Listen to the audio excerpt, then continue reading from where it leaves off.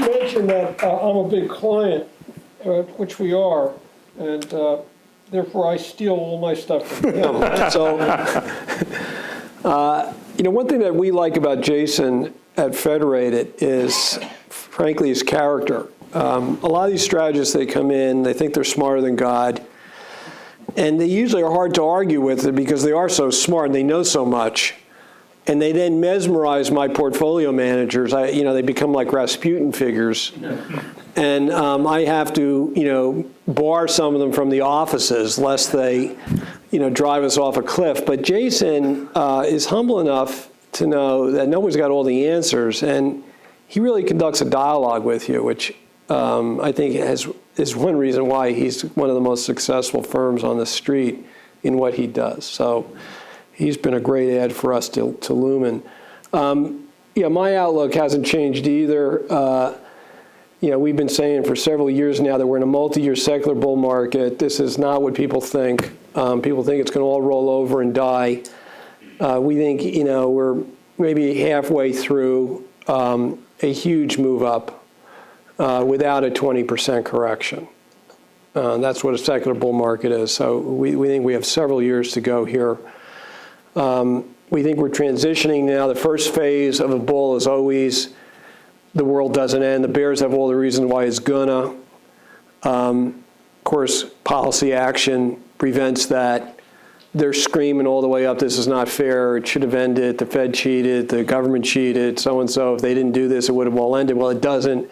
It just doesn't get any better, but it doesn't get any worse, and the market's discounting the worst, and so you get the big lift. That's the lift off 666 to 1275, which is where we think the bull market started. Because somewhere in there, you kind of started getting back to normal, if you will, in terms of market valuation levels. Okay, anyway, we now are in this phase. We're called Goldilocks Cube. I'll mention that in a moment, sort of the second phase. And we are definitely overweight stocks, especially cyclicals. We're underweight bonds. We have done this 3 years in a row. I went back and checked my notes, Bob. So I went back and checked what numbers we were using. For 14, we were talking about 2,100, which is kind of where we ended last year. 15, we really had a longer-term target of 2016, which hasn't changed. It's 2,500, which is what 25% above present levels. And we instituted a target last summer, after July, but 2,350 is where we're thinking. We still think where we're going to end this year. Goldilocks Cube. Goldilocks, some of you remember 1990s when the economy was growing just enough to grow earnings and not enough to bring the Fed into play. That was called Goldilocks, not too hot, not too cold. Goldilocks Cubed is kind of a version of that that's even more exciting, where the economy starts to actually accelerate out of this new normal phase we've been in for the last 6 or 7 years. At the same time that global forces and some of the psychology in the Fed is keeping rates unusually low. So you have both things happening at the same time, and risk expectations, as Jason said, are still too high, so you get a valuation move. We think the next big move up in equities actually could be another serious revaluation higher into the low 20s in a multiple. Oil, we did get a little bit, we kind of pulled in our horns. If you follow our stuff early in the year, we cut back the risk in all our balanced portfolios, our hedge portfolios, substantially. And we had 5 concerns that we were, and I'm kind of working through them here. We think, my next piece will be something like the sky's clear. We kind of think we're kind of through the worst now on these global factors. So oil's been a big concern. Chart on the left is just the price of oil. We think it's about to triple bottom down here at 42. It's a supply and demand argument. We could talk about it in the Q&A if you like, but we think it's kind of settling into a Goldilocks level where it's enough to keep our energy industry very active, but also not high enough to take away the tax dividend that consumers get. You can see the rig count here has come way down. So that's kind of future production, but I think U.S. production is going to start to stabilize here in the back half of the year. Oil sands guys up in Canada are having trouble. So the supply thing starts to stabilize a little bit, and I think you probably get, we've been underweight oil all the way through here, but we are looking at this next leg down is where we will probably start to find value in some of these stocks. Little chart here from Wizard of Oz. I don't know. The young people here, have you ever seen Wizard of Oz? I mean, when I was a kid, we watched it every year. But this is oil production per rig in the various shale basins in the U.S. The problem with the street, the reason I think they've gotten oil completely wrong is all the analysts have been built around an industry, an oil industry that, basically there were 5 big fields being developed over the next decade around the world. You needed to know which 5 fields they were. You could get from the people developing them, which was usually some prince in Saudi Arabia, the precise production of the field over the next decade. You put it in your model and you predicted oil prices. And right through this, I mean, we have them in our offices all the time, and they're all focused on their inside contact over at Saudi Arabia. And they've completely missed that there's this technological revolution has happened in oil. And the shale play, shale technology is improving very quickly. The cost curve is coming down very quickly. And it's made supply much more dynamic. And so the oil market's very different today than it was. And a lot of the people analyzing it on the street, on Wall Street, don't quite get that, in our view. The dollar has started to stabilize. This has been a big overhang in the market, concern about exporters, et cetera. We've always thought that concern was overblown, but it is now starting to stabilize. We think it's going to grind towards parity. And we think you're going to start getting the benefits of lower oil percolate through the rest of the economy in the back half of the year. First half of the year was all about the exporters getting whacked. I'm saying that we're lapping that now, right? And then in the back half, I think I've got a slide in here, people forget, we still run a current account deficit. So we are benefiting more than we're being hurt by cheaper import prices. So net, now that just takes longer to work its way through the python, and it's more diffused throughout the economy. But we think a big surprise in the back half of the year is the benefits of the stronger dollar start to come through. This chart shows the dollar versus the S&P in the late 90s. Again, I'm the guy with the gray hair here, so I can't help but remember some of this stuff. I mean, the dollar was very strong in the late 90s, and so was the market. I mean, these things can go hand in hand. The dollar is not a long-term concern. Interest rates, Jason has covered. This is sort of a psychological analysis of Janet Yellen. It's my 3 ways to think about her. 1, she was running the nuclear reactor there when it was melting down. She was out at the San Francisco Fed in 2008. She doesn't want to go back there. She had a different, West Coast bank in her office every weekend. It was a nightmare, okay? 2, she and Bernanke firmly believe, and you can argue whether they're right or not, but they believe the narrative is the Fed only really made one mistake institutionally, and that was raising rates too early in 1937. It took what was a bad recession and made it into the Great Depression. That's sort of the Fed narrative. They are very determined not to repeat that mistake coming out of this debt deflation. I think she's all over that. And 3, Jason referenced the liberalism of Janet Yellen, the income inequality. She actually wants to see wage inflation. And she'd like to see several years of it. So I don't think she's going to react quickly to inflation. Now, in addition to Yellen, there's these macro forces globally that are depressing rates. Look at their yields here. German rates have bounced up quite a bit, but still at 83 basis points. Spain, which is certainly more of a basket case than we are, yields are lower. So this is putting pressure on how high our yields can go. We're a AAA credit.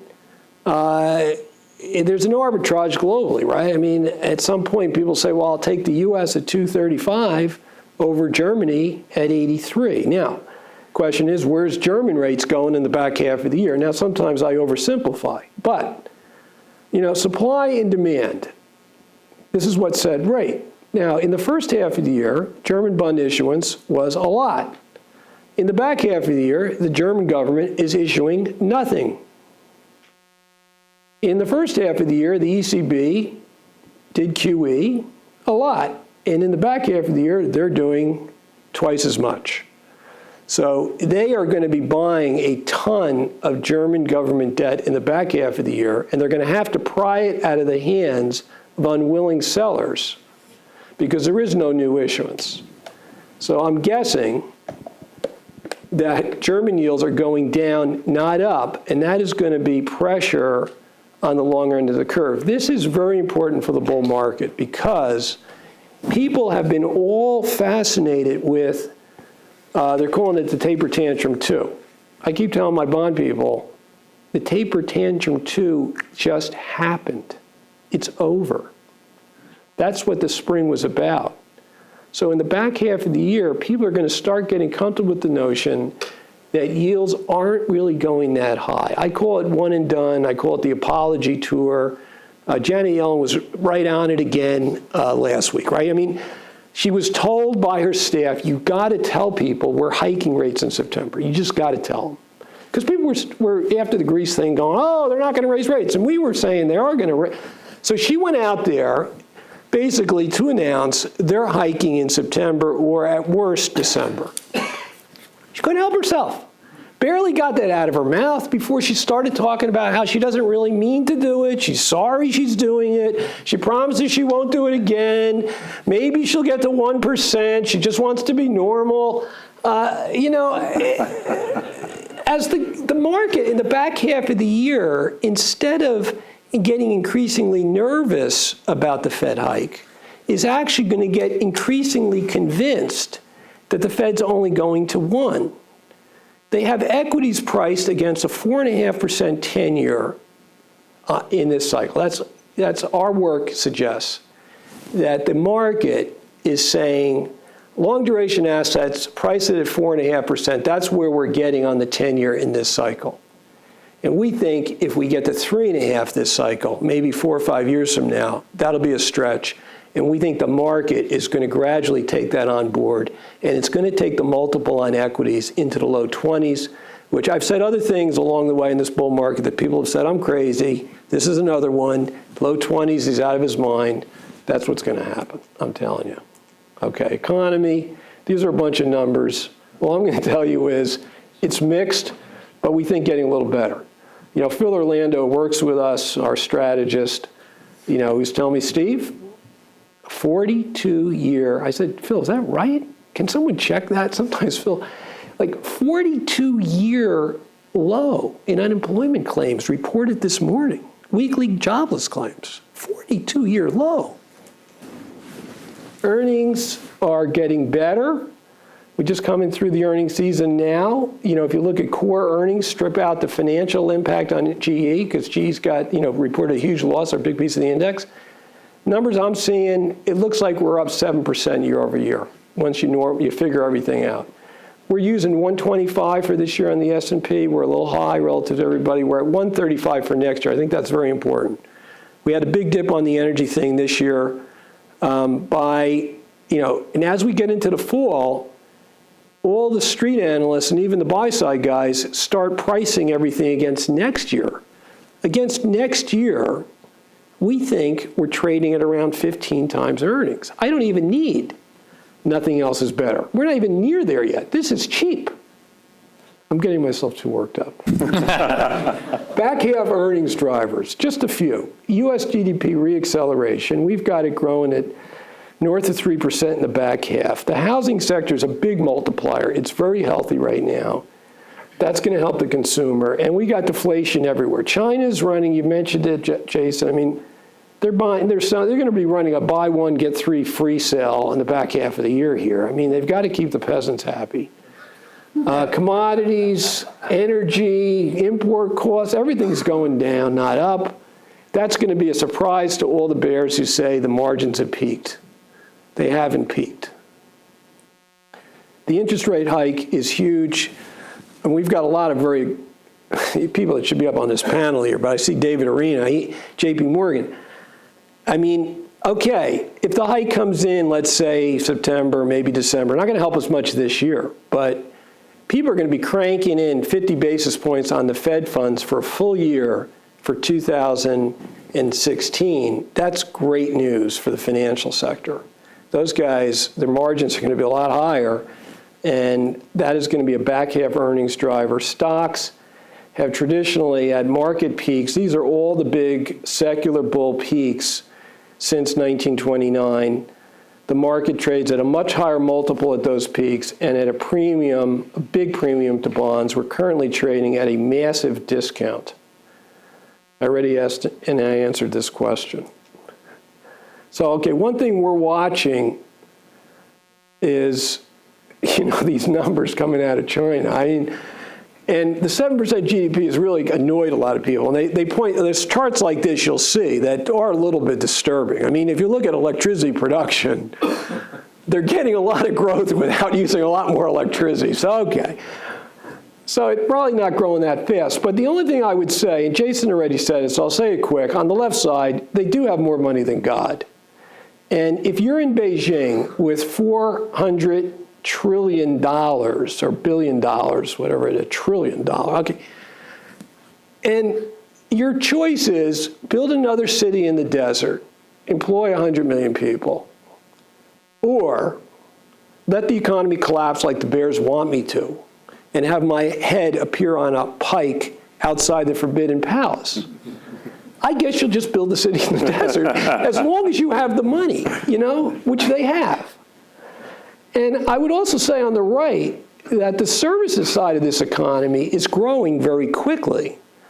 And so, okay, the 7 is probably made up, but it's not 2, because services don't require any electricity. I mean, much. Okay, so, we might be at 5 over there. That's good enough. We're underweight China or out China, short China, depending on the risk appetite of the portfolios. I'm not recommending Chinese stocks here, but I just need China not to blow up for everything else to be okay.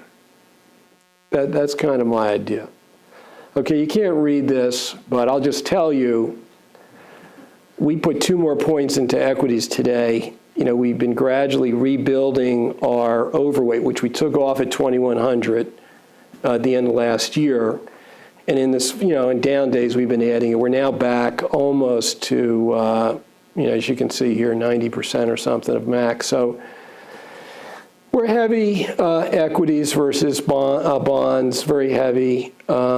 We've got enough alternatives to help provide a substitute for bonds. And we are, Jason, you're right. I mean, we're adding heavy to international. We're overweight Japan. We like that story a lot.